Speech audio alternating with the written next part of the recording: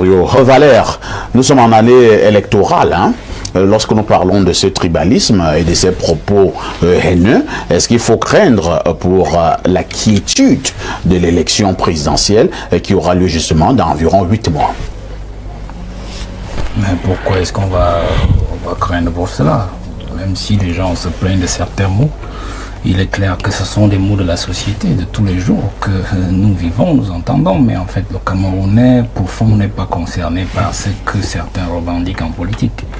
Je crois que, pour embrayer sur l'argumentaire du docteur Hilaire Kamga, qui me semble n'est pas tout à fait compris, je crois qu'il faut inverser la donne sur la notion de tribalisme, et je vais finir par le domaine politique dans lequel vous voulez m'amener. Pour dire que le pays a été fabriqué depuis le colon, tel que nous le voyons aujourd'hui. Et Ahidjo n'ayant rien inventé, Biana non plus rien inventé, mais il a sophistiqué à sa façon et retourné, je l'ai expliqué tout à l'heure. Mais je veux juste percer dans un tour de recoin pour dire: laissons le tribalisme d'État là où il est. Et parlons du tribalisme dont on reproche par exemple le reste de la région, par exemple de l'Ouest. La région de l'Ouest et tous les ressortissants de l'Ouest. Je m'amuse parce que je vois que vous tournez autour de ça, mais vous ne voulez pas parler du problème.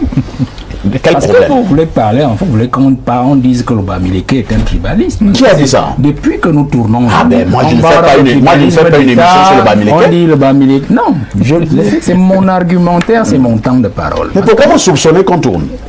C'est mon argumentaire et c'est mon temps de parole. Bon. Alors vous tournez depuis et je vois comment le docteur Hilaire Kamga est mis dans ses petits souliers parce qu'en fait vous n'arrivez pas à lui faire dire ce que lui ne veut pas dire. Aujourd'hui tout le monde dit le Bamileke est tribaliste. Il est tribaliste, il ne veut faire qu'avec son village. Personne ne l'a dit sur ce plateau, hein, J'ai dit on.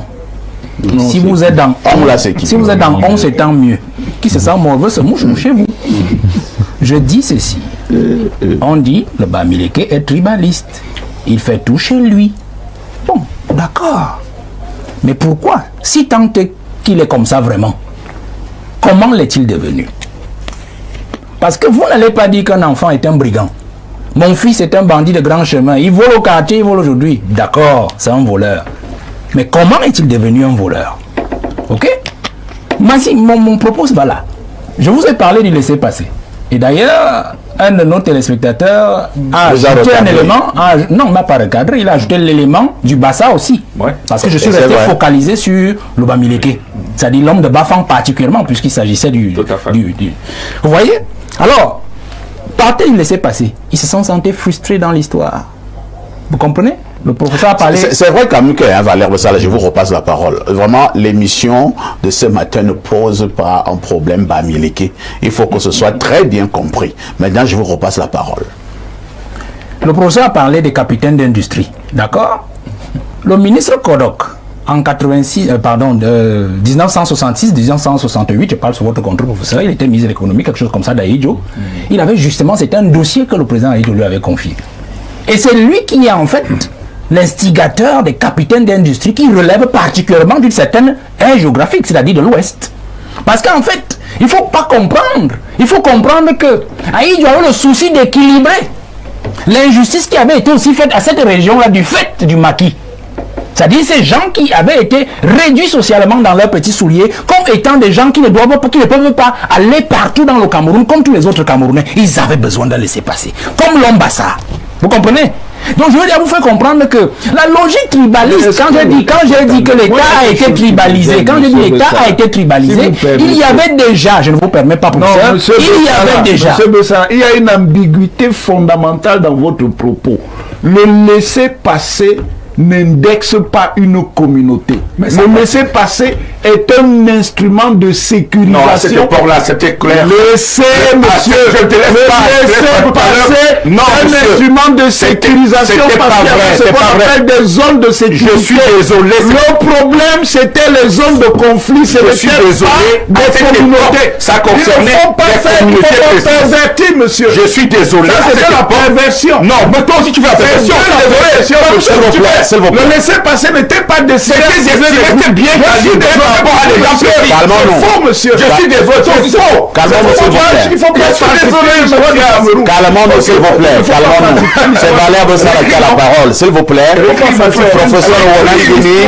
Professeur Warangini, on se parle. Docteur Hélène Kamgarou, nous calmons. Écrit l'histoire S'il vous plaît. à leur manière. On vous a contesté. Permettez à Valère Bossala de citer. Moi j'écris, tu contestes, il n'y a pas de problème. Docteur, on vous a compris. Valère Bossala, c'est vous qui avez la parole. Je sais que le professeur est dans de la mauvaise foi. C'est ça. Et je peux le comprendre parce que peut-être il lui manque un certain élément, c'est-à-dire la gestion administrative de terrain. Je rentre dans un domaine qu'il connaît pour prendre l'exemple et retomber sur le cas. Dans le domaine des pêches, le droit de la mer, les filets maillants, quand on donne une certaine mensuration pour les filets à jeter dans la mer, c'est parce qu'on recherche, on veut que le pêcheur ait un type de poisson et en évite un autre pour perpétuer les races halieutiques. Vous comprenez? Je rentre dans la technique administrative de terrain. Quand on instaure le laisser-passer, certes, il peut dire que ça concerne tous les Camerounais, mais on sait qui ont recherché à recaler. Vous comprenez? Qui ont cherché à recaler? S'il vous plaît, je reste donc dans mon sujet. Je sais que vous avez parfaitement compris. Je reste dans mon sujet pour dire que Kodok, qui a dans ce dossier d'Aïdjo, est chargé, théoriquement, de régler un problème, une injustice, c'est-à-dire ces gens de l'Ouest, particulièrement parce que le Bassar, Kodok lui-même est Bassar, donc on peut déjà penser qu'ils étaient fondus dans l'air du centre. Vous comprenez? Ces gens de l'Ouest-là doivent se sentir quand même concernés aussi dans ce pays, même si politiquement on les met de côté. Regardez par exemple ce qu'on fait en Dormont.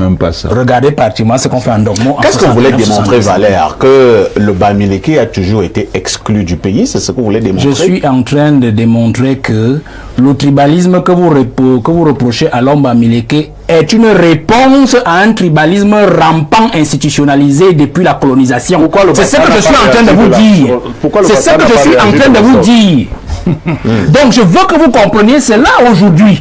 Et que le dossier économique de Kodok vise justement à tempérer leur esprit d'exclusion.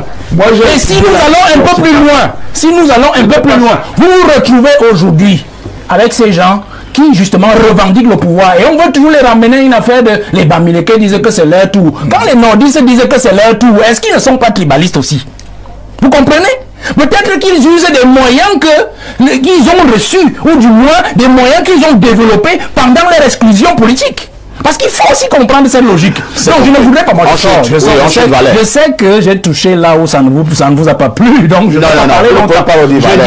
Je dis ceci, monsieur. Non, monsieur, ça ne vous concerne pas particulièrement. Parce que vous dites que là, ça ne m'a pas plu. Là, je ne le permets pas. Vous, c'est pas vous. Voilà. Il faut que ce soit très clair. Donc je voudrais simplement dire que... Non, je n'ai rien à voir avec ça. La question du tribalisme ne doit pas être une question aérienne.